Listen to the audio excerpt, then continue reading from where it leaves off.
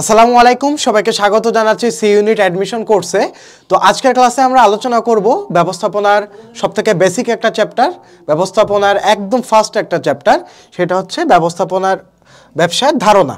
হ্যাঁ, তো এই চ্যাপ্টারটা থেকে মূলত তোমার সি ইউনিট অ্যাডমিশন কোর্সে 2টা বা 3টা অন অ্যাভারেজে প্রতি বছর কোয়েশ্চেন আসে এবং নর্মাল স্টুডেন্টরা দেখা যায় এই চ্যাপ্টারটা তুলনামূলক সহজ হওয়া সত্ত্বেও কিছু বেসিক ইনফরমেশনে ভুল করে থাকে। তো আজকে চলো দেরি না করে ক্লাসটা শুরু করি এবং দেখে নিই কোন কোন টপিকগুলো তোমার জন্য জানা গুরুত্বপূর্ণ। এবং তোমাদের একটা কথা বলে নিই, সেটা হচ্ছে আমরা কিন্তু কোর্সে তোমাদের জন্য যা যা প্রয়োজন সেই ইনফরমেশনগুলো অ্যাড করেছি, অর্থাৎ বিগত 15 বছরের কোয়েশ্চেন অ্যানালাইসিস করে আমরা তোমাদের জন্য যেই টপিকগুলো ইম্পর্টেন্ট ওই টপিকের উপরই তোমাদের কিন্তু এমফাসিস দিয়েছি এবং ওইভাবে তোমাদের কিন্তু কোর্সটা কমপ্লিট করে দিয়েছি। তো চলো দেরি না করে আজকের চ্যাপ্টারটা আমরা শুরু করি। তো আজকে আমরা ব্যবসার ধারণা ব্যবস্থাপনা প্রথম পত্রের ফার্স্ট ক্লাস দেখব। তো আমরা প্রথমে যে টপিকটা নিয়ে কথা বলবো সেটা হচ্ছে ব্যবসার অর্থ ও প্রকৃতি নিয়ে, অর্থাৎ ব্যবসা বলতে মূলত আমরা কি বুঝি এবং ব্যবসার প্রকৃতিটা কীরকম সেটা চলো দেখে আসি। তো নর্মালি এটা একদম বেসিক একটা ইনফরমেশন। তো নর্মালি তোমরা মুখস্থ করার সময় একটা জিনিস মাথায় রাখবা যে এখানে কিন্তু তুমি এমসিকিউ বেস প্রিপারেশন নিচ্ছ, এমসিকিউ বেস প্রিপারেশন নিচ্ছ, অর্থাৎ তোমার ফুল লাইন মুখস্থ করার দরকার নাই। ওই লাইনে যে কি ইনফরমেশনটা আছে ওই কি ইনফরমেশনটা তোমার জানার দরকার। হ্যাঁ, কি ইনফরমেশনটা তোমার জানার দরকার। তো এটা অর্থাৎ তুমি অ্যাডমিশন যখন প্রিপারেশন নিবা বা অ্যাডমিশন যখন কোর্স লেকচার তুমি কমপ্লিট করবা, তোমার মাইন্ডসেট এটা থাকা উচিত যে আমি এমসিকিউ এর জন্য প্রিপারেশন নিচ্ছি। হ্যাঁ, তোমার রিটেনে আসে কিন্তু রিটেনের জন্য তোমার শর্ট কোয়েশ্চেন আসবে, তো ওইটার জন্য তোমার আমরা এই জিনিসগুলো দিয়েছি, অর্থাৎ ব্যবসার ধারণা, ব্যবসার সংজ্ঞা, এগুলো কিন্তু শর্ট কোয়েশ্চেনে তোমার আসতে পারে। হ্যাঁ, অর্থাৎ 2 মার্কের কোয়েশ্চেন আসতে পারে। অর্থাৎ ব্যবসা বলতে কি বুঝো, ব্যবসার বৈশিষ্ট্য কি, তো এই জিনিসগুলো যখন আসবে তখন তুমি একদম শর্টলি যে জিনিসগুলো ইম্পর্টেন্ট সেগুলো লিখবা। আর আরেকটা জিনিস, পরীক্ষায় কিন্তু সি ইউনিট অ্যাডমিশনে তোমার কিন্তু একটা লিমিটেড জায়গা থাকে, ওই লিমিটেড জায়গার মধ্যে তোমার লিখতে হবে। তাই এখানে কিন্তু তোমার আউফাও কথা লেখা যাবে না, বোঝা গেছে? আচ্ছা, তো প্রথমে এখানে ব্যবসার ধারণা দেওয়া হয়েছে। তো ব্যবসার ধারণাতে আমাদের কয়েকটা কি পয়েন্ট মনে রাখতে হবে। একটা হচ্ছে মুনাফা অর্জনের উদ্দেশ্য, তারপর হচ্ছে বৈধ অর্থনৈতিক কর্মকাণ্ড। হ্যাঁ, অর্থাৎ মুনাফা অর্জনের উদ্দেশ্যে পরিচালিত সকল বৈধ অর্থনৈতিক কর্মকাণ্ডের সমষ্টিকে আমরা ব্যবসা বলি, এটা আমরা সবাই জানি। তো এখানে ব্যবসার উদ্দেশ্য কি? মুনাফা অর্জন। তারপরে এটা কি বৈধ না অবৈধ? অবশ্যই সেটা বৈধ হতে হবে, যদি অবৈধ হয় তাহলে সেটাকে আমরা ব্যবসা বলে কাউন্ট করতে পারবো না। হ্যাঁ, আর ইংরেজি বিজনেস থেকে উৎপত্তি লাভ করেছে ব্যবসা শব্দটা, যার অর্থ হচ্ছে বিং বিজি বা অর্থাৎ ব্যস্ত থাকা। তো এটা আসে না কোনো সময় আসে না, সামনেও আসবে না। তো এটা এত মাথায় রাখার দরকার নেই, জাস্ট জানার জন্য জেনে রাখো। ব্যবসার সংজ্ঞা কি? দেখো, ব্যবসার সংজ্ঞায় আমাদের কিছু ইম্পর্টেন্ট লাইন আছে বা কিছু ইম্পর্টেন্ট কথা আছে, যেমন মানুষের বস্তুগত অবস্তুগত অভাব পূরণের লক্ষ্যে। মানুষের অভাব কিন্তু জাস্ট বস্তু ম্যাটেরিয়ালিস্টিক না, অবস্তুগত অভাবও আছে। হ্যাঁ, তো অভাব পূরণের লক্ষ্যে ও মুনাফা অর্জনের উদ্দেশ্যে পণ্যদ্রব্য ও সেবা কর্ম উৎপাদন। আমাদের কিন্তু ম্যাক্সিমাম আগে কিন্তু প্রোডাক্ট রিলেটেড বিজনেস হতো, কিন্তু এখন দেখবা তোমার সার্ভিস রিলেটেড বিজনেসের সংখ্যা দিন দিন বৃদ্ধি পাচ্ছে। এবং তোমার কনসালটেন্সি ফার্ম যেগুলো আছে, তুমি যে সেলুনে যে চুল কাটো, তারপরে বিউটি পার্লার, সবই কিন্তু তোমার সার্ভিস ওরিয়েন্টেড। হ্যাঁ, অর্থাৎ এই জায়গার প্রোডাক্টটা তোমার ট্যানজিবল না, অর্থাৎ দৃশ্যমান না। এই জায়গার প্রোডাক্টটা তোমার ইনট্যানজিবল, অর্থাৎ অদৃশ্যমান। তোমাকে একটা সার্ভিস দিচ্ছে, ওটার বিনিময়ে তুমি তাকে টাকাটা দিচ্ছ, তো এটা হচ্ছে তোমার সেবা কর্ম। তো ব্যবসা বা সেবা কর্ম উৎপাদন, বন্টন, এদের সহায়ক যাবতীয় বৈধ অর্থনৈতিক কাজকে ব্যবসা বলে। সেম সংজ্ঞা, যা সেখানে একটু এলাবোরেটলি লিখছে যে বস্তুগত অবস্তুগত অভাব পূরণের লক্ষ্যে এবং মুনাফা অর্জনের উদ্দেশ্যে পণ্যদ্রব্য সেবাকর্ম উৎপাদন, বন্টন এবং এদের সহায়ক যাবতীয় কার্যাবলীকে ব্যবসা বলা হয়। তো একটা ব্যবসায় কি, অবশ্যই এটার বৈধ উপায় থাকতে হবে, এটা ব্যবসার বৈশিষ্ট্য কিন্তু। হ্যাঁ, মুনাফা অর্জনের জন্য পরিচালিত হতে হবে, মানুষের বস্তুগত অবস্তুগত অভাব পূরণে সক্ষম হতে হবে। যদি অভাব পূরণে সক্ষম না হয় তাহলে তুমি একটা বিজনেস স্টার্ট করতে পারবা না। অর্থনৈতিক কর্মকাণ্ডের প্রতিফলন থাকতে হবে, ঝুঁকিবহুল কর্মকাণ্ড, ব্যবসার সাথে ঝুঁকি রিলেটেড। ব্যবসার সাথে সবসময় কি রিলেটেড? ঝুঁকি রিলেটেড। অর্থাৎ ঝুঁকি ছাড়া কখনো ব্যবসা হয় না। তুমি একটা দোকান দিলা, যে কোনো টাইমে বন্যায় পানি উঠে তোমার দোকান ভেসে যেতে পারে। তারপর তুমি একটা দোকান দিলা, ধরো 5-6 তলা বিল্ডিং এর উপরে, ভূমিকম্পে দোকানটা মনে করো ধ্বংস হয়ে যেতে পারে। তারপর মনে করো এই যে কিছুদিন আগে বেইলি রোডে তোমার যে রেস্টুরেন্টগুলো ছিল, রেস্টুরেন্টগুলোতে কিন্তু তোমার আগুন, অগ্নিকাণ্ড সংঘটিত হয়েছে। তো এগুলোর উপর তোমার কন্ট্রোলশিপ নাই। তো ব্যবসা মানেই ঝুঁকি। হ্যাঁ, ব্যবসার সাথে সবসময় ঝুঁকি রিলেটেড থাকবে। ব্যবসা সবসময় একটা ঝুঁকিবহুল কর্মকাণ্ড। ব্যবসা শব্দের সমার্থক শব্দ কি? পেশা বা বৃত্তি। ব্যবসা শব্দের সমার্থক শব্দ কি? পেশা বা বৃত্তি। অর্থাৎ ব্যবসায় আমরা মানে সাবকন্টিনেন্টে ব্যবসা বলতে পেশা বৃত্তি দুইটাকে বুঝাই থাকি। হ্যাঁ, তো কিন্তু ক্যারিয়ার শিক্ষায় কিন্তু আমরা অন্য একটা জিনিস পড়ছিলাম, যে বৃত্তি হচ্ছে তোমার যে কাজগুলো করতে তোমার কোনো জ্ঞান দরকার নেই, অর্থাৎ পেশি জ্ঞানমূলক কাজের দরকার নেই, অর্থাৎ পেশি রিলেটেড। হ্যাঁ, ওটাকে বলে আমরা বৃত্তি। পেশি যেমন মানে যারা লেবারের কাজ করে ওরা হচ্ছে পেশির জিনিসটা বেশি ইউজ করে, অর্থাৎ পেশি যে ইউজেসটা ওখানে বেশি হয়। তো এটাকে মানে ক্যারিয়ার শিক্ষা বইতে আমরা বৃত্তি বলতাম। হ্যাঁ, আর পেশার জন্য অর্থাৎ তোমার যে কোনো পেশায় হচ্ছে তোমার জ্ঞানমূলক কাজ প্লাস হচ্ছে তোমার পেশি রিলেটেড কাজ, দুইটাই একটা সমন্বয় থাকে। তো এত কিছু তোমার বোঝার দরকার নেই, এত বিশ্লেষণও দরকার নেই, এগুলো তোমার আসবে না পরীক্ষায়, যা জানার জন্য জেনে রাখো। আচ্ছা, তো এখন আমরা হচ্ছে এক নজরে কিছু ব্যবসার গুরুত্বপূর্ণ তথ্যাবলী দেখব, যে ব্যবসা বলতে আমরা কি বুঝি। ব্যবসা হচ্ছে মুনাফা অর্জনের উদ্দেশ্য উৎপাদন ও বন্টন সংশ্লিষ্ট কাজের সমষ্টি। এটা কি? উৎপাদন শুধু তুমি উৎপাদন করলে হবে, এটা বন্টনও করতে হবে। তো উৎপাদনের কাজটা করে শিল্প এবং বন্টনের কাজটা করে বাণিজ্য। এটা সম্পর্কে আমরা বিস্তারিত পরে আসতেছি। তারপরে ব্যবসার উদ্দেশ্য কি? মুনাফা অর্জন। এটা একদম বেসিক একটা কোয়েশ্চেন, এটা আসা। এখন যে দুইটা মানে তথ্য আমরা পড়বো সেটা হচ্ছে সবথেকে বেশি ইম্পর্টেন্ট, গুরুত্বপূর্ণ তথ্য। হ্যাঁ, এটা স্টার্ট দিয়ে রাখতেছি এবং এটা তোমরা মাথায় রাখবা, যে ব্যবসার স্বল্প মেয়াদী উদ্দেশ্য কি? মুনাফা অর্জন। ব্যবসার স্বল্প মেয়াদী উদ্দেশ্য কি? মুনাফা অর্জন। আর ব্যবসার দীর্ঘমেয়াদী উদ্দেশ্য কি? এটা হচ্ছে সম্পদ সর্বাধিকরণ, অর্থাৎ ওয়েলথ ম্যাক্সিমাইজেশন।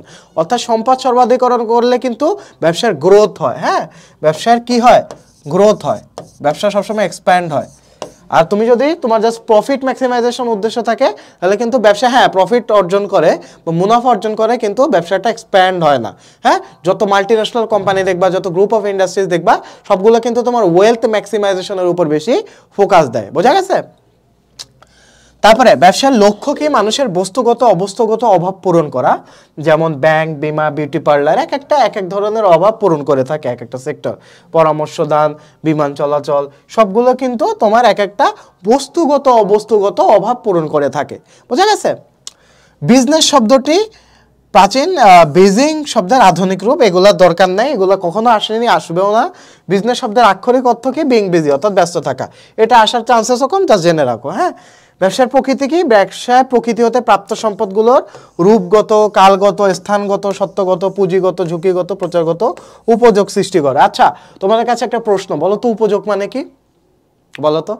এটা কিন্তু বেসিক একটা কোয়েশ্চেন। উপযোগ মানে হচ্ছে তোমার অভাব পূরণের ক্ষমতা। হ্যাঁ, অভাব পূরণের ক্ষমতাকেই আমরা উপযোগ বলে থাকি। তো তোমার উপযোগ সৃষ্টি করতে হবে। ব্যবসায় রূপগত উপযোগ মানে কি? আকারগত উপযোগ সৃষ্টি করে। কিসের মাধ্যমে? শিল্পের মাধ্যমে। কালগত কি? সময়গত উপযোগ সৃষ্টি করে। কিসের মাধ্যমে? গুদামজাতকরণের মাধ্যমে। হ্যাঁ, গুদামজাতকরণ। তারপরে স্থানগত উপযোগ কিসের মাধ্যমে সৃষ্টি করে? পরিবহনের মাধ্যমে। সত্যগত উপকরণ কিসের মাধ্যমে সৃষ্টি করে? তোমার পণ্য বিনিময়ের মাধ্যমে বা ক্রয় বিক্রয়ের মাধ্যমে। পণ্য বিনিময় বা ক্রয় বিক্রয়ের মাধ্যমে। তারপরে পুঁজিগত উপযোগ কিসের মাধ্যমে সৃষ্টি করে? তোমার ব্যাংকের মাধ্যমে। হ্যাঁ, ঝুঁকিগত তোমার বীমার মাধ্যমে দূর করে, এবং প্রচারগত হচ্ছে তোমার বাজারজাতকরণ প্রসারের মাধ্যমে দূর করে। অর্থাৎ এগুলো কিন্তু সব বাণিজ্যের অ্যাক্টিভিটি। বাজারজাতকরণ, বাজারজাতকরণের মাধ্যমে কিন্তু তোমার জ্ঞানগত বাধা দূর হয় এবং প্রচারগত বাধা দূর হয়। বোঝা গেছে? তো এগুলো সব বাণিজ্যের অ্যাক্টিভিটিসগুলো এই উপযোগগুলো তোমার সৃষ্টি করে। ঠিক আছে, তো চলো আমরা নেক্সট স্লাইডে দেখি। এখন আমরা দেখব ব্যবসা এবং অর্থনীতির মধ্যে সম্পর্কটা কি। হ্যাঁ, বিজনেস অ্যান্ড ইকোনমিক্স এই দুটার মধ্যে রিলেশনটা কোথায়? তো চলো দেখি। এটা খুবই একটা কি বলবো আনঅর্থোডক্স একটা টপিক, এটা নর্মালি আসে না, কিন্তু তোমার যেহেতু বিজনেসের স্টুডেন্ট এবং যদি আসে সেক্ষেত্রে তোমার জেনে রাখা ভালো। আচ্ছা, তো একটা জিনিস মাথায় রাখবা যে অর্থনীতি কিন্তু তোমার উৎপাদন, বন্টন, ভোগ তিনটা জিনিসের উপর ডিপেন্ড করে অর্থনীতি তোমার আপ ডাউন করে। হ্যাঁ, অর্থাৎ অর্থনীতি হচ্ছে সামাজিক বিজ্ঞানের একটা শাখা। এটা কিসের শাখা? এটা একটা সামাজিক বিজ্ঞানের শাখা, যেই শাখায় পণ্য সেবার উৎপাদন, বন্টন ও ভোগ নিয়ে আলোচনা করে। হ্যাঁ, পণ্য সেবার উৎপাদন কতটুকু হচ্ছে, সেটা কিভাবে ডিস্ট্রিবিউট হচ্ছে এবং কতটুকু ভোগ হচ্ছে, অর্থাৎ সাপ্লাই অ্যান্ড ডিমান্ড। হ্যাঁ, অর্থনীতি মেইনলি তোমার সাপ্লাই অ্যান্ড ডিমান্ড। তোমরা যখন ভার্সিটিতে উঠবা তোমার তখন ম্যাক্রো ইকোনমিক্স, মাইক্রো ইকোনমিক্স এই নামে আলাদা কোর্সই থাকবে, ওখানে দেখবা সাপ্লাই ডিমান্ডের কার্ভের মনে করো তেলেসমাতি। হ্যাঁ, এখন এত কিছু দেখার দরকার নেই, জাস্ট একটা জিনিস মাথায় রাখবা, এখানে তিনটা উপাদান নিয়ে কাজ করে অর্থনীতি। একটা হচ্ছে উৎপাদন, আর একটা বন্টন, আর একটা হচ্ছে ভোগ। বোঝা গেছে? আর ব্যবসা হচ্ছে শুধুমাত্র উৎপাদন আর বন্টন নিয়ে কাজ করে, ভোগ করছে কি করে না এটা ব্যবসা দেখার বিষয় না। বোঝা গেছে? তো অর্থনীতি হচ্ছে ব্রডার টার্ম আর ব্যবসা হচ্ছে একটা শর্ট টার্ম, অর্থনীতির থেকে তুলনামূলক একটা শর্ট টার্ম। বোঝা গেছে? তো দেখো অর্থনীতির তিনটা শাখা আছে, কি কি? উৎপাদন, বন্টন আর ভোগ। কিন্তু ব্যবসায় দুইটা শাখা আছে, শুধুমাত্র উৎপাদন এবং শুধুমাত্র বন্টন। বোঝা গেছে? ওকে, তো দেখো এখন আমরা দুইটা সামারি পয়েন্ট দেখব যে ব্যবসায় সামাজিক বিজ্ঞানের একটি শাখা, ব্যবসা সামাজিক বিজ্ঞানের একটি শাখা যা কি করে, যে পণ্য সেবা সামগ্রী উৎপাদন ও বন্টনের সাথে জড়িত। ব্যবসা কিসের শাখা? সামাজিক বিজ্ঞানের। কিসের সাথে জড়িত? পণ্য উৎপাদন ও বন্টনের সাথে জড়িত। এবং ভোগ ব্যবসার আওতাভুক্ত নয়, এটা ইম্পর্টেন্ট পয়েন্ট। কোনটা ব্যবসার আওতাভুক্ত নয়? ভোগ করা। হ্যাঁ, ওকে, এখন আমরা পরবর্তী স্লাইডে যাই। তো এখন আমরা ব্যবসার কিছু মৌলিক বৈশিষ্ট্য দেখব, এটা থেকে নর্মালি এমসিকিউ আসে কিন্তু কম। তো তোমার কোশ্চেন আসবে এরকম যে নিচের কোনটি ব্যবসার বৈশিষ্ট্য নয়। তো বৈশিষ্ট্য নয় এটা অ্যান্সার করতে পারার জন্য তোমার অবশ্যই বৈশিষ্ট্য কোনটা সেটা জানতে হবে, চিনতে হবে। তো দেখো আমরা বৈশিষ্ট্যগুলো দেখে আসি। সাধারণভাবে একটি ব্যবসার নিম্নোক্ত মৌলিক বৈশিষ্ট্য সহজ রাখতে হয়। কি কি? উদ্যোগ গ্রহণ করতে হবে এবং পুঁজির সংস্থান থাকতে হবে, মুনাফা অর্জন করতে হবে, মুনাফা অর্জনের উদ্দেশ্য থাকতে হবে, এটা একটা সংগঠন হতে হবে, ব্যবসা অবশ্য ঝুঁকি ও অনিশ্চয়তা থাকতে হবে। আচ্ছা, ঝুঁকি ও অনিশ্চয়তা বলতে কি বুঝো? অনিশ্চয়তা হচ্ছে যেটার উপর তোমার কোনো কন্ট্রোল নাই, আর ঝুঁকি হচ্ছে যেটার উপর তোমার আংশিক কন্ট্রোল আছে বাট ফুল কন্ট্রোল নাই। অর্থাৎ অনিশ্চয়তার পরিমাপযোগ্য অংশকে ঝুঁকি বলে। যেমন যে কোনো টাইমে তোমার মুদ্রাস্ফীতি আসতে পারে, যে কোনো টাইমে তোমার ভূমিকম্পে তোমার ব্যবসার প্রতিষ্ঠান ধস নেমে যেতে পারে, এটার উপর তোমার কোনো কন্ট্রোল নাই। কিন্তু ঝুঁকি কি? ঝুঁকি হচ্ছে আগামী তোমার 2 বছর পর দুর্ভিক্ষের সম্ভাবনা আছে, তো এটার জন্য তুমি কি করবা? তুমি স্টক করে রেখে দেবা বেশি বেশি করে তোমার পণ্য। তো এই যে তুমি আগাম একটা ব্যবস্থা নিচ্ছ, এটা কিন্তু তুমি পরিমাপ করতে পারতেছো যে দুর্ভিক্ষ হলে অ্যাটলিস্ট 1 বা 2 বছর তোমার স্থায়ী হবে, এবং স্থায়ী হলে আমার এই পরিমাণ পণ্য আমার দরকার এই 2টা বছরে, তো আগের ভাগে তুমি স্টক করে রেখে দিলা। হ্যাঁ, তো এটা হচ্ছে ঝুঁকি। ঝুঁকি হচ্ছে সেই জিনিসটা এটা তুমি পরিমাপ করতে পারো। তো অনিশ্চয়তার পরিমাপযোগ্য অংশকে কিন্তু ঝুঁকি বলে। বোঝা গেছে? ব্যবসা একটা স্বাধীন সত্তা, ব্যবসা অবশ্য পুঁজির সংস্থান থাকতে হয়, আর্থিক মূল্যে লেনদেন করতে হয়, পূর্বানুমান করতে হয় যে আমার আগে কি হতে পারে এবং আমার কতটুক পরিচালনা করতে টাকা খরচ হতে পারে। হ্যাঁ, এবং ক্রেতা ও বিক্রেতার একাধিক পক্ষ থাকবে অবশ্যই, ব্যবসার উপকরণ থাকবে, অর্থাৎ ব্যবসা করতে গেলে যে জিনিসগুলো দরকার হয়, তোমার একটা তুমি চেয়ার ধরো, তোমার হচ্ছে চেয়ারের ব্যবসা, চেয়ার প্রডিউস করতে শুধু কি চেয়ারই লাগে? চেয়ারের সাথে আরও অনেক কিছু কিন্তু রিলেটেড। হ্যাঁ, এর সাথে চেয়ারের কাভার, কুশন, সোফা, এগুলো কিন্তু সবই তোমার ব্যবসার উপকরণ। বুঝা গেছে? ব্যবসা অবশ্য পরিবর্তনশীলতা থাকবে, অর্থাৎ ওই যে তুমি মানধাতার আমলে যে তুমি ব্যাগ বিক্রি করতেছো, মানধাতার আমলের ব্যাগ তুমি সবসময় চলবে এমন কিন্তু না, সময়ের সাথে সাথে ফ্যাশনের পরিবর্তন হয়, তো ব্যবসা অবশ্যই পরিবর্তনশীলতা থাকবে। হ্যাঁ, কিন্তু সেটা ভোগ্যপণ্যের বেলা নয়, চাল তো চালই থাকে। বোঝা গেছে? সম্পদ বৃদ্ধি পায় ব্যবসা কার্যক্রমের মাধ্যমে, ব্যবসা যখন বাড়ে তখন কিন্তু তোমার আরও প্রতিষ্ঠান তোমার খোলার দরকার হয় এবং ওইভাবে তোমার কিন্তু সম্পদটাও বৃদ্ধি পায়। ক্রয় বিক্রয় কার্য থাকবে, ব্যবসায় সম্পর্ক স্থাপন থাকবে, লেনদেনের পুনঃপৌনিকতা থাকবে, অর্থাৎ একটা জিনিস বারবার সংগঠিত হওয়া, এটাকে বলি আমরা লেনদেনের পুনঃপৌনিকতা। হ্যাঁ, উপযোগ সৃষ্টি করবে, মিতব্যয়িতা থাকতে হবে, আইনগত বৈধতা থাকতে হবে, সেবার মনোভাব থাকতে হবে, কর্মের স্বাধীনতা থাকতে হবে।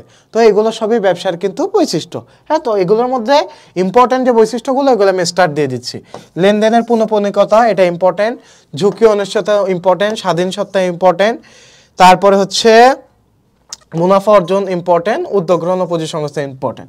বাকিগুলো মোটামুটি দেখে গেলেই হবে। বোঝা গেছে? তো চলো এখন আমরা পরবর্তী স্লাইডে যাই।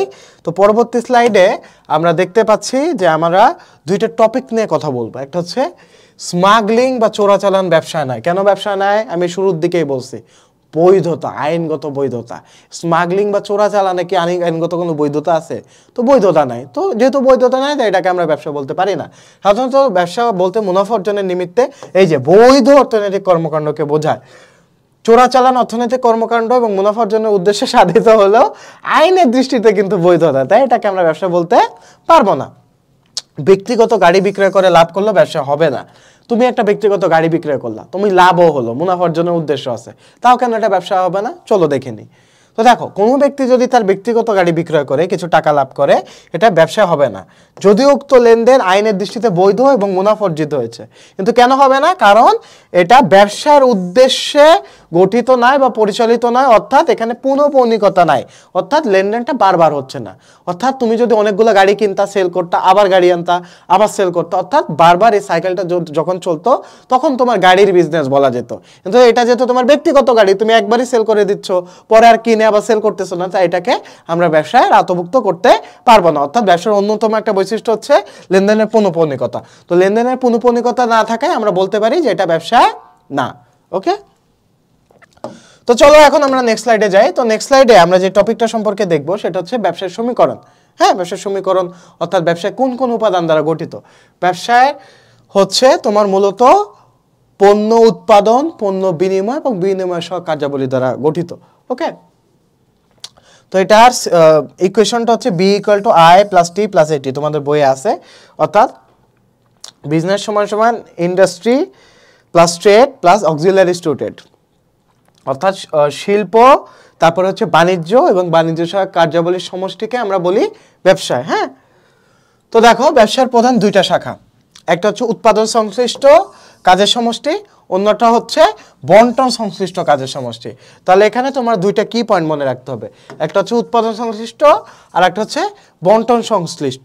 তো উৎপাদনের সাথে জড়িত শাখা প্রাকৃতিক সম্পদ সমূহকে রূপান্তরের মাধ্যমে মানুষের ব্যবহার উপযোগী করে তোলে। একটার কাজ হচ্ছে মানুষের ব্যবহার উপযোগী পণ্যে পরিণত করা, আর একটার কাজ হচ্ছে মানুষের নিকট পৌঁছে দেওয়া। তো পৌঁছে দেওয়ার কাজটাই হচ্ছে বাণিজ্য, আর উৎপাদন করে মানুষের ব্যবহার উপযোগী পণ্যে রূপান্তরের কাজটা হচ্ছে তোমার শিল্পের। বোঝা গেছে? ওকে, ফাইন।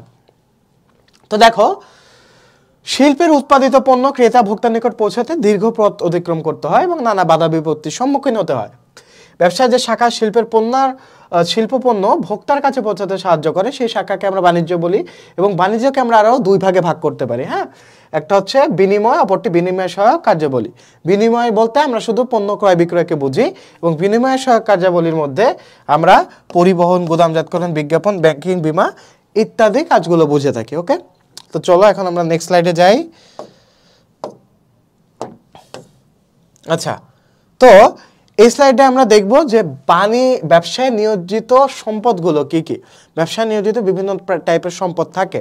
একটা হচ্ছে প্রাকৃতিক সম্পদ বা ফিজিক্যাল রিসোর্স, যেমন ব্যবসার অবস্থান, দালানকোঠা, আসবাবপত্র, এগুলো হচ্ছে ব্যবসার প্রাকৃতিক সম্পদ। আর একটা হচ্ছে আর্থিক সম্পদ, যেমন হচ্ছে শেয়ার, ঋণপত্র, বাণিজ্যিক পত্র, এগুলো কিন্তু ইম্পর্টেন্ট।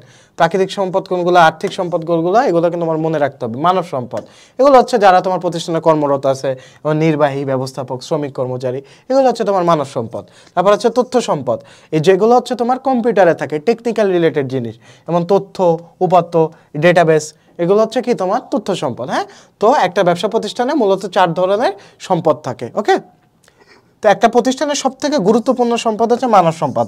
অর্থাৎ মানব সম্পদ যদি না থাকে তাহলে কিন্তু ব্যবসাটা তুমি ঠিকঠাক মতো এক্সিকিউট করতে পারবা না বা পরিচালনা করতে পারবা না। বা এই 3টা সম্পদ তোমার যতই থাকুক না কেন, মানব সম্পদ ব্যতীত কিন্তু তোমার একটা ব্যবসা পরিচালনা করা সম্ভব না। বোঝা গেছে?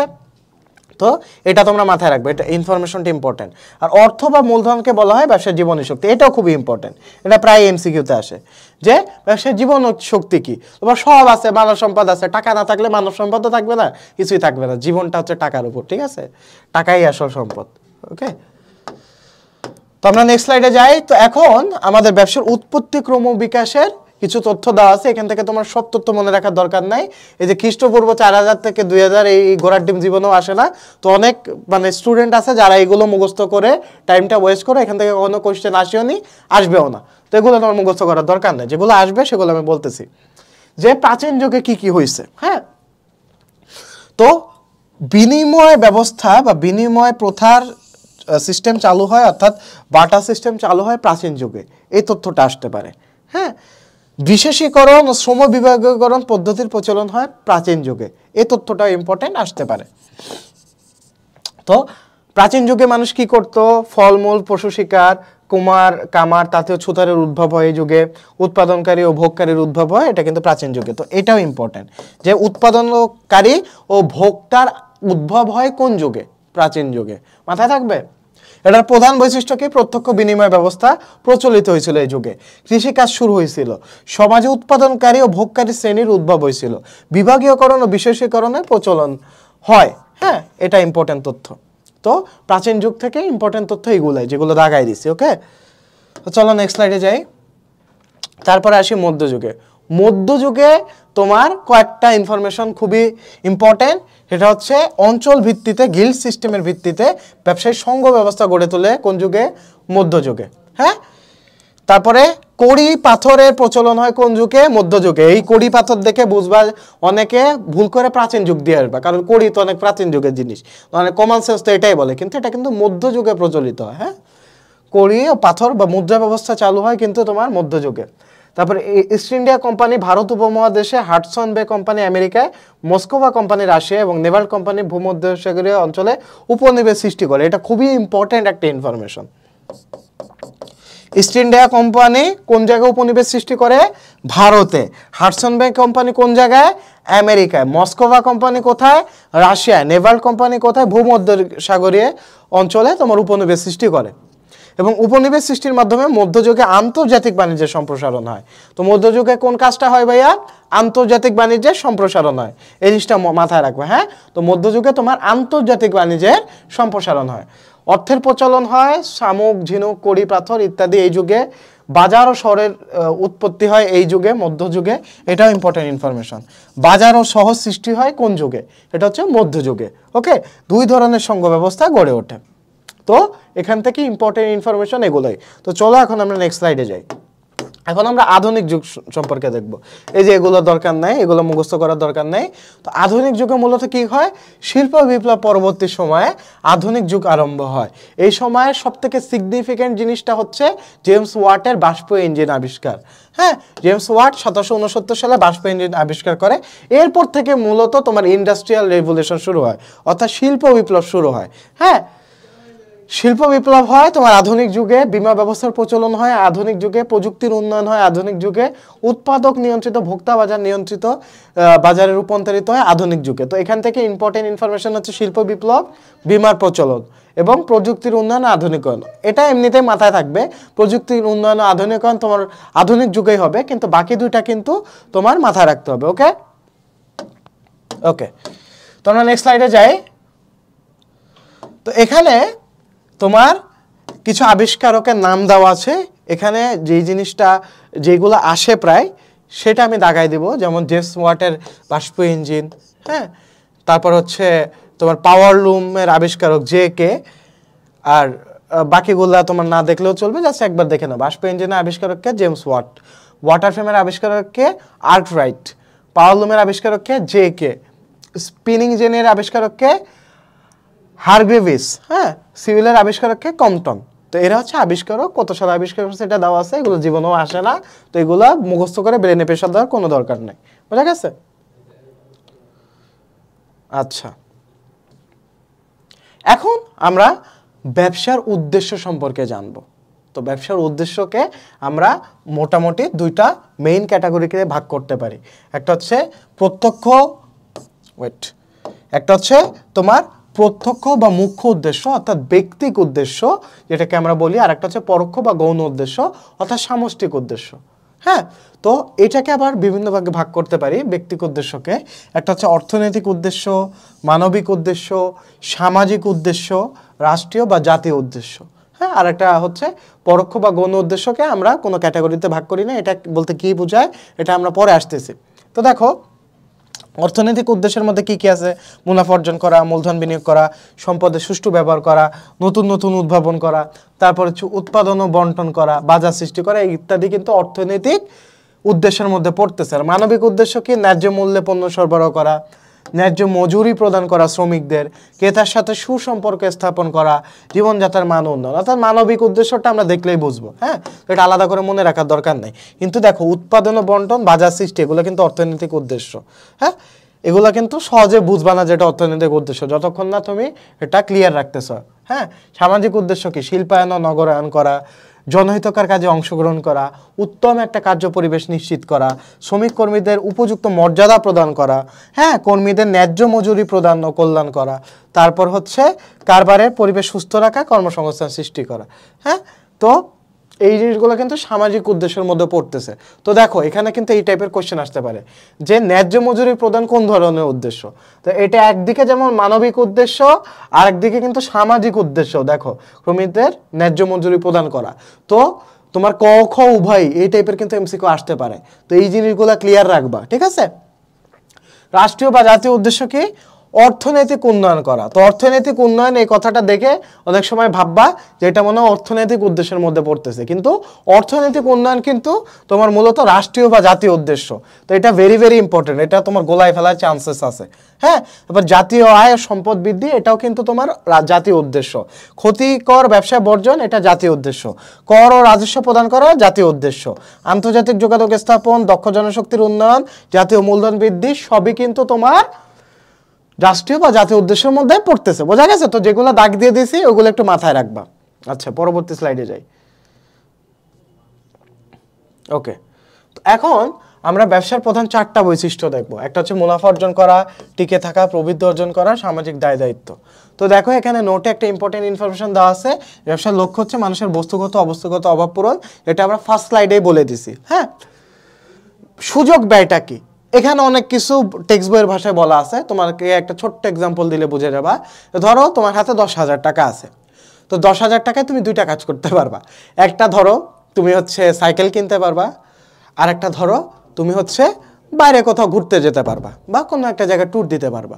তো তোমার একটা কাজ করতে গেলে আর একটা কাজ করা হবে না।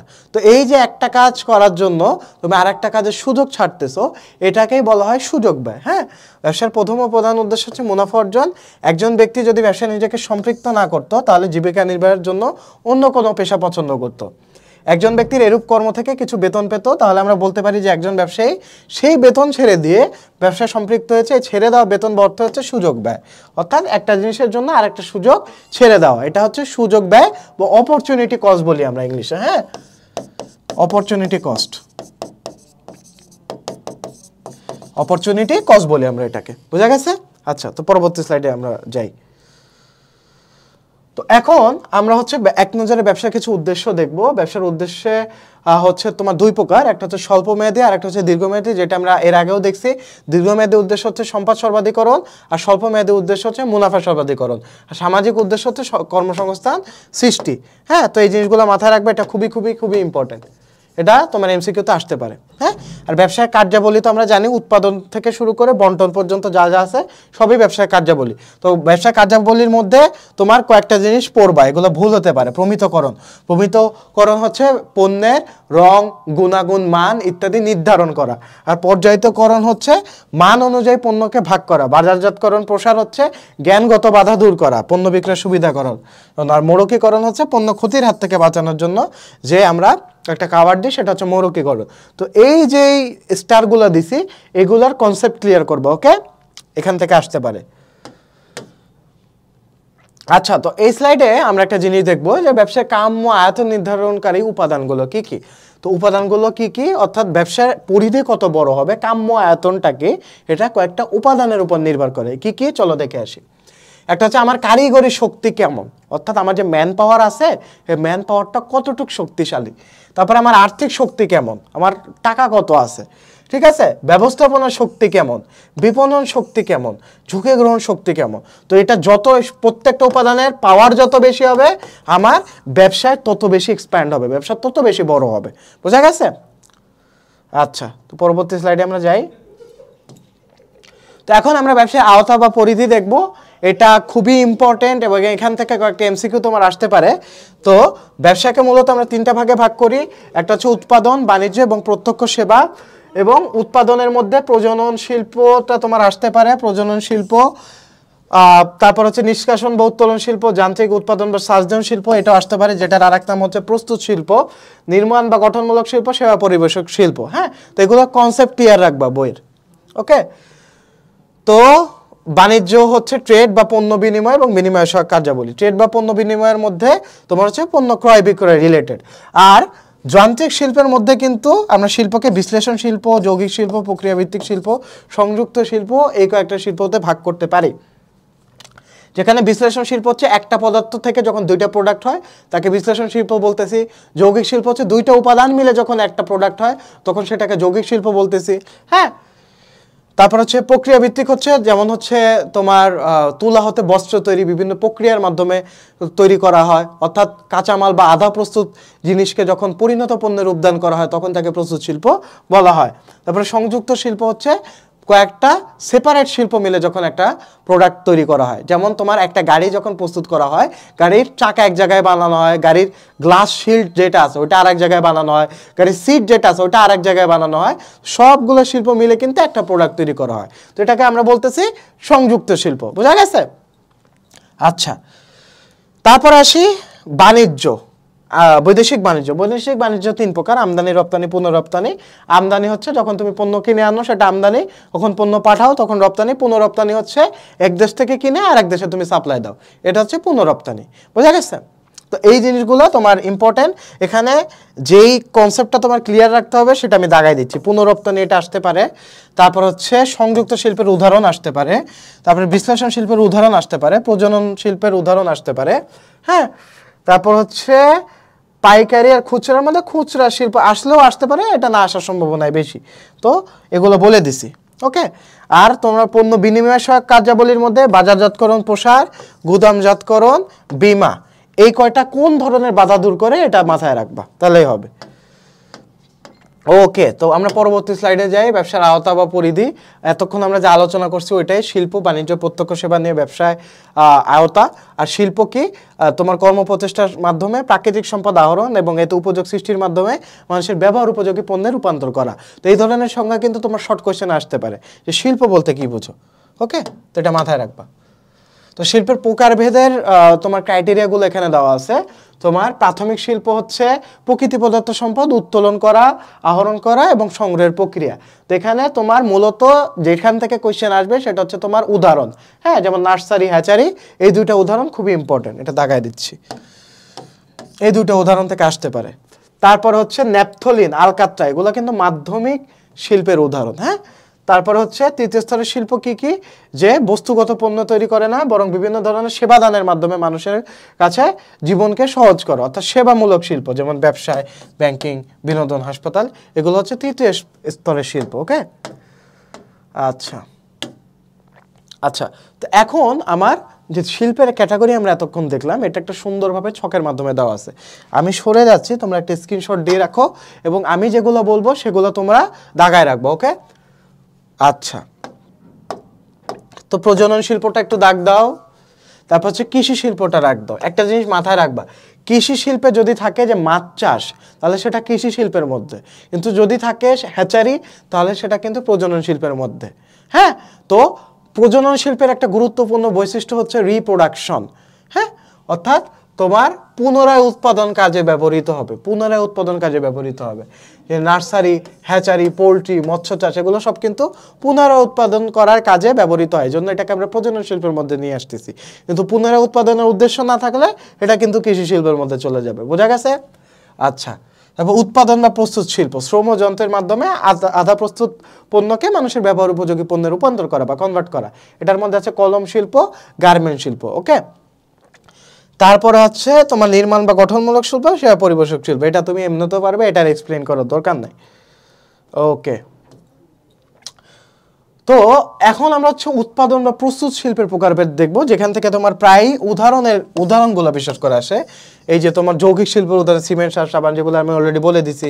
এই যে তুলা হতে বস্ত্র, প্রক্রিয়াভিত্তিক শিল্পের উদাহরণ। তারপরে খনিজ তেল পরিশোধন, পেট্রোল, কেরোসিন, এগুলো কিন্তু বিশ্লেষণ শিল্পের উদাহরণ। এগুলো থেকে তোমার কোশ্চেন আসবে। তারপরে মোটর গাড়ি, রেল ইঞ্জিন, মোবাইল, অর্থাৎ অন্য শিল্প উৎপাদিত উপকরণকে একত্রিত করে নতুন সামগ্রী তৈরি করা, এগুলো কিন্তু সব সংযোজন শিল্পের উদাহরণ। এটার মধ্যে সংযোজন শিল্প ইম্পর্টেন্ট, যৌগিক শিল্প ইম্পর্টেন্ট, বিশ্লেষণ শিল্প ইম্পর্টেন্ট। এই তিনটার থেকে আসলে এমসিকিউ আসতে পারে। বোঝা গেছে? ওকে, তো আমরা পরের স্লাইডে মুভ অন করি। তো পরের স্লাইডেও কিন্তু এগুলার একটু তোমার বিবরণ দেওয়া আছে। হ্যাঁ, যেমন তোমার খনিজ কয়লা বিশ্লেষণের মাধ্যমে এগুলো তৈরি করা হয়, লৌহ আকরিক ইত্যাদি সংশ্লিষ্টনে ইস্পাত তৈরি করা হয়। হ্যাঁ, তারপর হচ্ছে কৃষি শিল্পের উদাহরণ কি, শিল্পের অবস্থান বা শিল্পের স্থানীয়করণ কিভাবে করা হয়, শিল্প বিপ্লব কবে করা হয়। তো এই যে ইনফরমেশনগুলো দেওয়া আছে, এগুলো সবগুলো তোমার দরকার নাই। জাস্ট একটা জিনিস মাথায় রাখবা যে বাষ্পীয় ইঞ্জিন আবিষ্কার হয় 1784 সালে। হ্যাঁ, বাষ্পীয় ইঞ্জিন আবিষ্কার করা হয় 1784 সালে। আর বিশেষ দ্রব্য উৎপাদনকারী শিল্প কারখানাগুলো কোনো নির্দিষ্ট স্থানে অবস্থানে গড়ে ওঠাকে শিল্পের স্থানীয়করণ বলে। তো এটা আসতে পারে শর্ট কোশ্চেন হিসাবে। এই শিল্পের স্থানীয়করণ বলতে তুমি কি বুঝো? যদি কোশ্চেন হার্ড করে তো এই টাইপের কোশ্চেন দিতে পারে। ওকে, আর বাকিগুলো এমনিতেই পারবে, এতক্ষণ ধরে আলোচনা করা হয়েছে। আচ্ছা, তো এখন আমরা চতুর্থ শিল্প বিপ্লব সম্পর্কে কিছু তথ্য জেনে নেব। যেমন কৃত্রিম বুদ্ধিমত্তা এবং অটোমেশনের মতো যে নতুন নতুন প্রযুক্তি যুক্ত হয়েছে, ওটা কিন্তু মূলত মানে তোমার শিল্পের যে কার্যটা এটা আরো ফাস্টার করতে সাহায্য করছে। তো প্রযুক্তিগুলো কি কি? কৃত্রিম বুদ্ধিমত্তা অর্থাৎ এআই এবং মেশিন লার্নিং, উন্নত মানের রোবোটিক্স এবং automation, internet of things, blockchain, এগুলো কিন্তু একটা ব্যবসার মোড়টাই ঘুরাই দিচ্ছে। ওকে, তো এগুলো হচ্ছে নতুন ধরনের প্রযুক্তি ব্যবসায় যেগুলো ব্যবহৃত হচ্ছে। এগুলো চ্যালেঞ্জগুলো কি কি? চতুর্থ শিল্প বিপ্লবের চ্যালেঞ্জ কি কি? তথ্য সুরক্ষা নিশ্চিতকরণটা একটু টাফ হয়ে যাচ্ছে, প্রযুক্তিগত সমস্যা উৎপাদনে ব্যাঘাত ঘটতেছে, অর্থাৎ হ্যাকিংয়ের প্রবণতা বেড়ে যাচ্ছে, ব্যক্তিগত গোপনীয়তা রক্ষাটা কঠিন হয়ে যাচ্ছে, চতুর্থ শিল্প বিপ্লবের সম্ভাবনা দেখা দিছে, অটোমেশনের প্রভাবে কর্মক্ষেত্রে ঝুঁকি হ্রাস পাইছে। আগে অনেক জিনিসের কাজ ছিল, হ্যাঁ, যেগুলো হচ্ছে তোমার মানুষ করতো, এখন সেটা মানুষের দরকার নেই, রোবট করতেছে। তো এটা তোমার কর্মঝুঁকি বাড়ায় দিচ্ছে, উৎপাদন শিল্পে নিয়ন্ত্রণ বৃদ্ধি পাচ্ছে। তো এগুলো সবই তোমার অসুবিধা বা চ্যালেঞ্জ, এগুলো তোমার দরকার নেই, এগুলো আসে না কখনো পরীক্ষায়। ওকে, চ্যালেঞ্জ আসে না। তো এখন বাণিজ্যের হচ্ছে তোমার এলাবোরেটলি বলছে, এগুলো কিন্তু তোমার রিটেন পার্টের জন্য ইম্পর্টেন্ট। এই যে তোমার তথ্যগুলো আছে, এগুলো রিটেন পার্টের জন্য ইম্পর্টেন্ট। তো তোমরা একটু দাগায় রাখো যে বাণিজ্য বলতে কি বোঝো? যে উৎপাদিত পণ্য সামগ্রী, শিল্প উৎপাদিত পণ্য সামগ্রী প্রকৃত ভোক্তার নিকটে পৌঁছানোর ক্ষেত্রে যে ধরনের বাধাগুলো থাকে, বাধাগুলো দূর করা হচ্ছে বাণিজ্য। হ্যাঁ, আর বাণিজ্য সমান সমান পণ্য বিনিময় প্লাস বিনিময় সহ কার্যাবলী। আচ্ছা, তো এখন আমরা পরবর্তী স্লাইডে যাই। পরবর্তী স্লাইডে তোমার কিছু প্রতিবন্ধকতা আছে, এটা খুবই খুবই খুবই ইম্পর্টেন্ট। এখান থেকে তোমার এমসিকিউ আসতে পারে। হ্যাঁ, কোনটা কি বাধা দূর করে? যেটা আমি অলরেডি বলে দিছি যে পণ্য বিনিময় সত্যগত বাধা দূর করে, ব্যাংকিং অর্থগত বাধা দূর করে, বীমা ঝুঁকিগত বাধা দূর করে, পরিবহন স্থানগত বাধা দূর করে, গুদামজাতকরণ কালগত বা সময়গত বাধা দূর করে, বিজ্ঞাপন বা প্রচার জ্ঞানগত বাধা দূর করে। তো এটার মধ্যে ইম্পর্টেন্ট হচ্ছে জ্ঞানগত, কালগত আর হচ্ছে ঝুঁকিগত। এগুলো তোমার আনঅর্থোডক্স, তোমরা অনেক সময় ভুলে যেতে পারো, কিন্তু বাকিগুলো তোমার কমন সেন্স দিয়ে বুঝবা। ওকে, আচ্ছা, তো এখন আমরা পরবর্তী স্লাইডে যাই। তো আওতা পরিধি নিয়ে এটা আবার বলা আছে, এটা দরকার নাই। ওকে, বাণিজ্যের কার্যাবলী দেওয়া আছে, এটাও দরকার নাই। বাণিজ্য যুদ্ধ, এটাও তোমার তেমন পরীক্ষা আসে না। এবং শিল্প বাণিজ্য বিনিময়ের মধ্যে একটা সম্পর্ক দেওয়া আছে। এই চারটা তোমরা, আমি একটু সরে যাচ্ছি, তোমরা একটু স্ক্রিনশট নাও। যদি তোমার তুলনামূলক বৈশিষ্ট্য আলোচনা করতে বলে, যে যেমন শিল্প বাণিজ্যের বৈশিষ্ট্য আলোচনা করো, তো এইভাবে তোমরা ছক করে দিবা যে শিল্প হচ্ছে উৎপাদন সংশ্লিষ্ট কার্যাবলী, বাণিজ্য হচ্ছে ভোক্তার নিকট পৌঁছানো পর্যন্ত কার্যাবলী, শিল্প উৎপাদন সংক্রান্ত কার্যাবলী শিল্পের আওতাভুক্ত, এটা হচ্ছে বন্টন প্রক্রিয়া যাবতীয় কার্যাবলী, এটা ব্যবসায়ের শাখা, এটাও ব্যবসায়ের শাখা। উৎপাদন সংক্রান্ত কাজ হচ্ছে শিল্প, আর বন্টন সংক্রান্ত কাজ হচ্ছে বাণিজ্য। এইভাবে তোমরা একটা তুলনামূলক জিনিস তুমি ছক আকারে দেখাতে পারো যদি পরীক্ষায় আসে। হ্যাঁ, আচ্ছা, তো এখন প্রত্যক্ষ সেবার সংজ্ঞা অনেক সময় আসতে পারে রিটেনে, যে প্রত্যক্ষ সেবা হচ্ছে অনেক অর্থনৈতিক কার্য ব্যবসায় বলে গণ্য হয়, অর্থ উপার্জনের লক্ষ্যে যেসব সেবামূলক কার্য সম্পাদিত হয়, দৈহিক বা মানসিক সময় বিনিময় করা হয়, সেগুলোকে আমরা তোমার প্রত্যক্ষ সেবা বলি। তো মেইনলি প্রত্যক্ষ সেবার সংজ্ঞা শুরু হয়েছে এখান থেকে, অর্থ উপার্জনের উদ্দেশ্যে স্বাধীন পেশায় নিয়োজিত, এই তথ্যটা মনে রাখবা, অর্থ উপার্জনের উদ্দেশ্যে স্বাধীন পেশায় নিয়োজিত ডাক্তার, উকিল, প্রকৌশলী, পেশাজীবীগণ প্রত্যক্ষভাবে যে সেবাকর্ম বিক্রয় করে তাকে আমরা প্রত্যক্ষ সেবা বলি। হ্যাঁ, প্রত্যক্ষ সেবার বৈশিষ্ট্য কি? এটা অস্পর্শনীয় হবে, হস্তান্তর অযোগ্য থাকবে, মজুতযোগ্য নয় এবং সুবিধা প্রদান করবে। এগুলো হচ্ছে প্রত্যক্ষ সেবার বৈশিষ্ট্য, যেটা থেকে তোমার এমসিকিউ আসলেও আসতে পারে, বাট আসার সম্ভাবনা কম। আচ্ছা, তো ফিলিপ কটলার সেবার 4টা বৈশিষ্ট্য উল্লেখ করছে। এটা হচ্ছে অস্পর্শনীয় থাকবে, অর্থাৎ সেবাকে তুমি ধরতে পারবা না, অর্থাৎ এটা যেহেতু কোনো পণ্য না, এটা সেবা, এটা তুমি জাস্ট উপভোগ করতে পারবা। অবিচ্ছিন্ন থাকবে, বৈসাদৃশ্যতা থাকবে এবং নিশ্চয়তা থাকবে। হ্যাঁ, অর্থাৎ তোমার এই সেবা ভোগ করে তুমি তৃপ্তি পাবা। ওকে, আচ্ছা, তারপর হচ্ছে প্রত্যক্ষ সেবা ও শিল্প এক নয়, এটা তো আমরা কমন সেন্স দিয়ে বুঝতেছি। প্রত্যক্ষ সেবা হচ্ছে তোমার স্বাধীন পেশাজীবীগণ যে ধরনের সেবা কর্ম প্রদান করে, শিল্প হচ্ছে পণ্য উৎপাদন করে। তো এই দুইটা জীবনও এক না। এখন আমরা ডিরেক্ট প্র্যাকটিস পার্টে চলে যাব। হ্যাঁ, তো প্র্যাকটিস পার্টে আমরা বিগত বছরের যে কোশ্চেনগুলো এসেছে, তো কোশ্চেনগুলো অ্যানালাইসিস করলে বুঝবা যে কোন ধরনের কোশ্চেন মূলত আসে। হ্যাঁ, তো ব্যাংকিং অংশীদারি ব্যবসার ক্ষেত্রে সর্বাধিক কতজন সদস্য থাকে বলো তো, আমার সাথে বলো কতজন? তোমার নর্মালি অংশীদারি ব্যবসায় সর্বোচ্চ 2 থেকে 20 জন, কিন্তু ব্যাংকিং অংশীদারি ব্যবসার ক্ষেত্রে 2 থেকে 10 জন। তো এখানে কি বলছে, আগে কোশ্চেন ভালো মতো পড়বা, এখানে সর্বাধিক আছে, সর্বনিম্ন নাই। সর্বাধিক আছে, সর্বনিম্ন নাই কিন্তু। তো এটা হবে 10 জন। ওকে, আচ্ছা, বোনাস শেয়ার ইস্যু করা হয় কিসে, কার মধ্যে? পরিচালকদের মধ্যে বোনাস শেয়ার ইস্যু করা হয়, নাকি শেয়ার হোল্ডারদের মধ্যে ইস্যু করা হয়, নাকি ডিবেঞ্চার হোল্ডারদের মধ্যে ইস্যু করা হয়, না জনগণের মধ্যে ইস্যু করা হয়? আচ্ছা, আগে বুঝতে হবে তোমার বোনাস শেয়ারটা কি। বোনাস শেয়ার হচ্ছে তোমার কোম্পানি থেকে তুমি একটা শেয়ার কিনলে 1 লাখ টাকার, তো 1 লাখ টাকার উপরে ধরো তুমি 10,000 টাকা তুমি তোমার প্রফিট অর্জন করা হয়েছে। হ্যাঁ, অর্থাৎ তুমি প্রফিট পাইছো। তো 10,000 টাকা তোমাকে প্রফিট না দিয়ে 5,000 টাকা তোমার আরও শেয়ার হিসাবে অ্যাড করে দিল, অর্থাৎ তোমার এখন মূলধন হচ্ছে 1,05,000 টাকা। তো এই যে তোমার প্রফিট না দিয়ে বা মুনাফা না দিয়ে তোমার যে শেয়ার দিছে, আলাদা শেয়ার বাড়ায় দিছে, এটাকে বলা হয় তোমার বোনাস শেয়ার। আর বোনাস শেয়ার ইস্যু করা হয় শেয়ার হোল্ডারদের মতো, অর্থাৎ যারা এক্সিস্টিং শেয়ার হোল্ডার আছে তাদের মধ্যে বোনাস শেয়ার ইস্যু করা হয়। সমবায় সমিতির অর্জিত মুনাফার কত অংশ সংরক্ষিত তহবিলে বাধ্যতামূলক রাখতে হয়? এটা একদম মুখস্থ জিনিস, আমরা সবাই জানি যে 15% হচ্ছে সংরক্ষিত তহবিলে বাধ্যতামূলক রাখতে হয়। আচ্ছা, এলটন মেও কোন কাজের সাথে বিশেষভাবে স্মরণীয়? এটাও মুখস্থ জিনিস।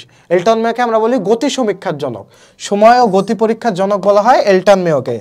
কি বলা হয়? সময় ও গতি পরীক্ষার জনক বলা হয় এলটন মেওকে।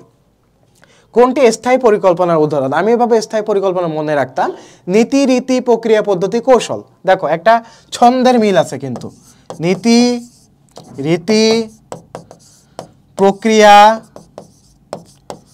পদ্ধতি, তারপরে কি কৌশল, এই 5টা হচ্ছে তোমার স্থায়ী পরিকল্পনার মধ্যে। তো দেখো লক্ষ্য, বাজেট, সময়সীমা বাদে একটাই জিনিস আছে, সেটা হচ্ছে নীতি। তো এটা আমার স্থায়ী পরিকল্পনার মধ্যে অন্তর্ভুক্ত। কোনটি ব্যবস্থাপনা প্রক্রিয়ার উপাদান নয়? তো আমরা জানি ব্যবস্থাপনা প্রক্রিয়ার উপাদানের মধ্যে পরিকল্পনা আছে, সংগঠন আছে, নিয়ন্ত্রণ আছে, কিন্তু সহযোগিতা নামে কোনো উপাদান নাই। তাহলে এটার অ্যান্সার হবে গ। হ্যাঁ, তো অনেকে মনে করো আবেগের বসে কোনটি ব্যবস্থাপনা প্রক্রিয়ার উপাদান, অনেক মনে করো মোটিভেটেড হয়ে পরিকল্পনা দাগায় দিয়ে আসবে কোশ্চেন না পড়ে। তাই আগে ভালো মতো কোশ্চেন দেখবা যে কোশ্চেনে কি বলা আছে। আচ্ছা, তো দেখো কোন ব্যবসার ক্ষেত্রে দ্রুত সিদ্ধান্ত গ্রহণ করা যায়? আমরা জানি যে এক মালিকানা ব্যবসার ক্ষেত্রে সব থেকে বেশি দ্রুত সিদ্ধান্ত গ্রহণ করা যায়।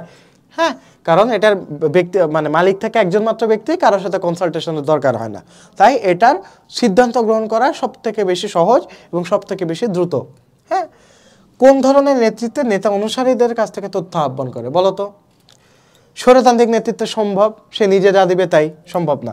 পিতৃসুলভ নেতৃত্বও মূলত অনুসারীদের কাছ থেকে কোনো তথ্য আহ্বান করে না। আমলাতান্ত্রিক মানে কি? স্বৈর শাসন, এটাও তোমার স্বৈরতান্ত্রিক নেতৃত্বের সিমিলার রূপ, তাই এটা হবে না। অংশগ্রহণমূলক নেতৃত্ব যেটা হচ্ছে তোমার, বা গণতান্ত্রিক নেতৃত্ব যেটার আর এক নাম, গণতান্ত্রিক নেতৃত্ব।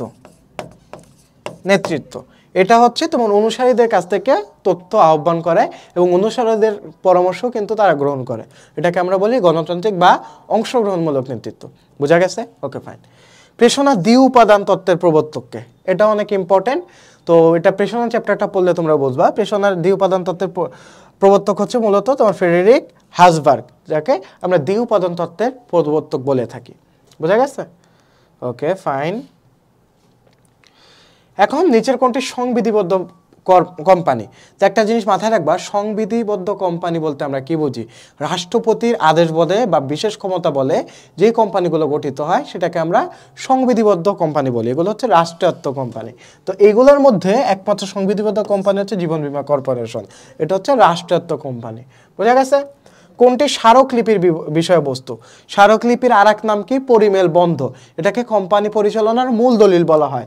তো স্মারকলিপির বিষয়বস্তুর মধ্যে 6টা ধারা আছে। এটার মধ্যে অন্যতম ধারা হচ্ছে কোম্পানির উদ্দেশ্য ধারা।